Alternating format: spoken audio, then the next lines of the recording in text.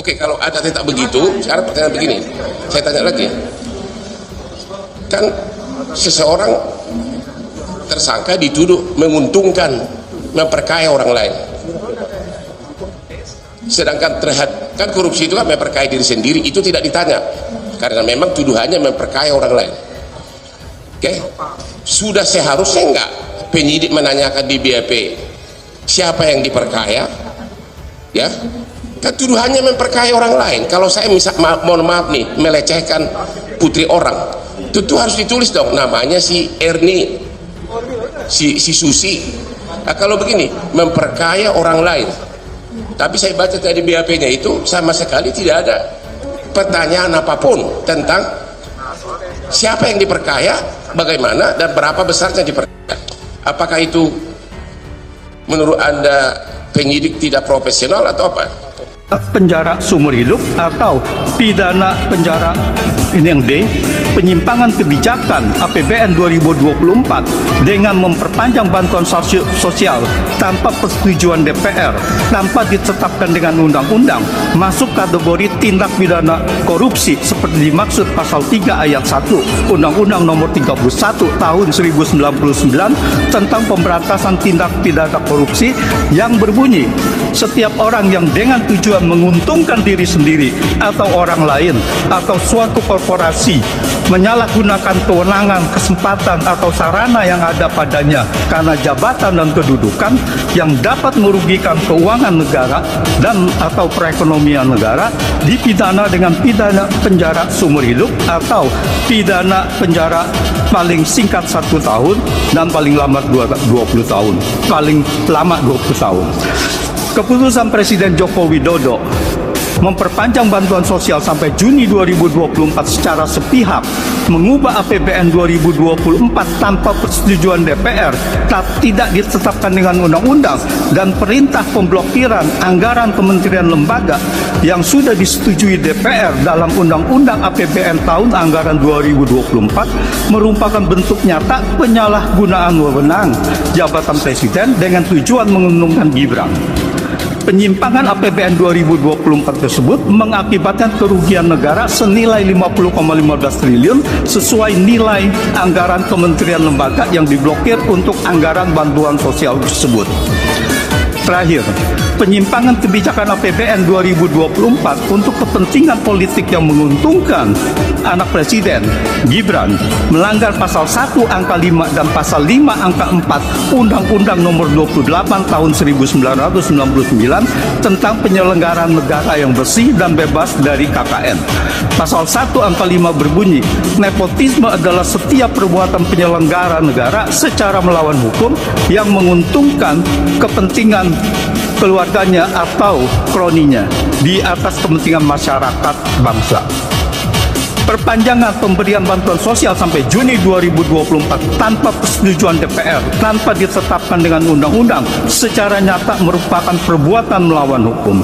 Pemblokiran anggaran di sejumlah kementerian lembaga yang telah ditetapkan dalam Undang-Undang APBN 2024 untuk dialihkan sebagai tambahan anggaran bantuan sosial secara nyata merupakan perbuatan melawan hukum dalam bentuk penyimpangan kebijakan APBN 2024. Pelaksanaan pemberian bantuan sosial sejak Desember 2023 sampai Februari 2024 secara melawan hukum, khususnya dilakukan oleh Presiden Joko Widodo, Menteri Perdagangan Zulkifli Hasan, dan Menko Perekonomian Airlangga Hartarto, terbukti menguntungkan Gibran.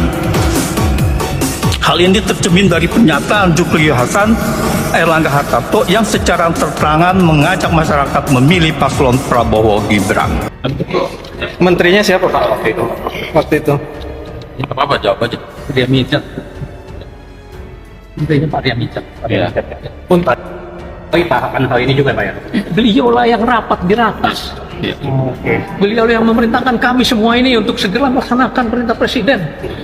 Ini perintah Presiden Pak, mau enggak harapannya Pak Jokowi untuk menjelaskan Pak turun Ya pastilah semuanya harus terlibat dong. Jangan hanya saya gitu. Putusannya hari Senin tanggal 1. Putusannya hari Senin tanggal 1. Tanggal berapa sih? Tanggal 1. Jam 1. Jam 1. Tapi sekali lagi kami menekankan kepada hakim, kan sudah banyak putusan pengadilan yang menyatakan kalau ada kerugian negara, hitung-hitungannya mana? Hitung-hitungannya mana? Belum lagi audit resminya. Ini hitung-hitungannya pun nggak ada. Jaksa mengatakan buktinya diekspos. Ada memang berita acara ekspos, tapi hitung-hitungannya nggak ada. Masih ditulis akan dihitung. Jadi sudah ditetapkan tersangka, belum tahu hitung-hitungannya ada. Kalau hitung-hitungannya lagi dihitung, kan bisa nol, bisa tidak ada, bisa ada gitu kan. Namanya juga mau menghitung, bisa nol, bisa tidak ada. Judul, Gegerkan Negeri. Hotman Paris bersama Jaksa Agung tekan dan paksa Jokowi diadili atas kasus korupsi raksasa. Pembukaan, momen sejarah yang ditunggu bangsa. Selamat malam dan selamat kembali mendengarkan Berita Tegas bersama saya Rian Mahendra. Sekalian, apa yang akan kita bahas selama 15 menit ke depan ini adalah kabar yang paling dahsyat, dan menjadi jawaban dari doa jutaan rakyat Indonesia. Hari ini, catatan sejarah hukum di negara kita ditulis ulang. Dua kekuatan besar penegak hukum, yang ini pengacara nomor 1 Indonesia, Hotman Paris Hutapea, dan pimpinan Kejaksaan Agung Republik Indonesia, secara resmi bersatu padu, bergandengan tangan menegakkan kebenaran.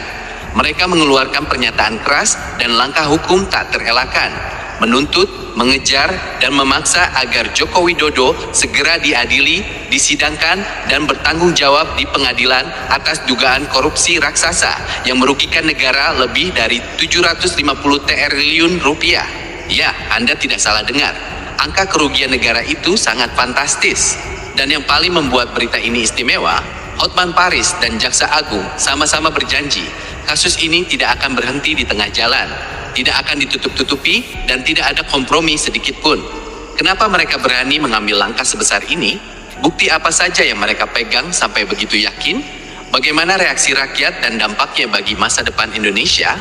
Mari kita bedah semuanya secara lengkap dan mendalam sampai tuntas. Jam 2:30, jam 5:40, pernyataan tegas, Jokowi bukan dewa, dia wajib diperiksa. Kita masuk ke inti berita. Tadi pagi di Gedung Kejaksaan Agung digelar konferensi pers gabungan yang sangat bersejarah. Di hadapan puluhan wartawan dari seluruh Indonesia dan luar negeri, Hotman Paris berdiri tegak, memegang tebal berkas dokumen berwarna merah, dan berbicara dengan nada berapi-api. Saudara-saudara sekalian, selama 10 tahun ini, rakyat bertanya-tanya, kemana perginya uang negara? Mengapa kita berhutang terus-menerus tapi rakyat makin susah? Hari ini saya jawab, semuanya ada jejaknya. Dokumen yang saya pegang ini lengkap. Ada aliran dana, ada perjanjian, ada bukti transfer. Ini semua mengarah ke satu titik. Joko Widodo adalah pihak paling bertanggung jawab. Saya katakan dengan lantang, di mata hukum, mantan presiden sama saja dengan rakyat biasa. Dia bukan dewa, dia bukan raja. Kalau dia salah, kalau dia korupsi, dia wajib diadili. Saya bersama tim hukum saya sudah serahkan semua bukti ini ke Jaksa Agung, dan beliau sudah sepakat proses ini jalan. Tak kalah tegas, Jaksa Agung langsung menimpali dan menguatkan. Kejaksaan Agung menerima berkas ini. Kami sudah teliti, kami sudah verifikasi, isinya nyata, akurat, dan sangat cukup untuk naik ke meja sidang. Kami tidak takut siapapun, tidak peduli jabatan apa yang pernah Anda pegang. Tugas kami satu, menegakkan hukum. Mulai hari ini, surat panggilan akan diterbitkan. Jika dipanggil tidak datang, kami akan jemput paksa. Kami pastikan kasus korupsi raksasa ini akan diproses sampai Jokowi duduk di kursi terdakwa. Suara tepuk tangan langsung bergema di ruangan itu. Ini adalah sinyal paling kuat bahwa zaman kebal hukum sudah benar-benar habis.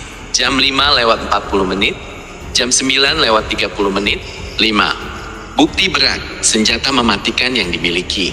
Sekarang kita masuk ke bagian paling penting yang ingin diketahui seluruh rakyat. Apa saja isi dokumen bukti yang membuat Hotman Paris dan Jaksa Agung begitu yakin menang? Ada 5 poin utama yang sangat kuat. Pertama, penggelembungan proyek infrastruktur. Data menunjukkan ratusan proyek jalan tol, bendungan, dan kereta cepat anggarannya sengaja digelembungkan sampai 3 kali lipat dari harga aslinya.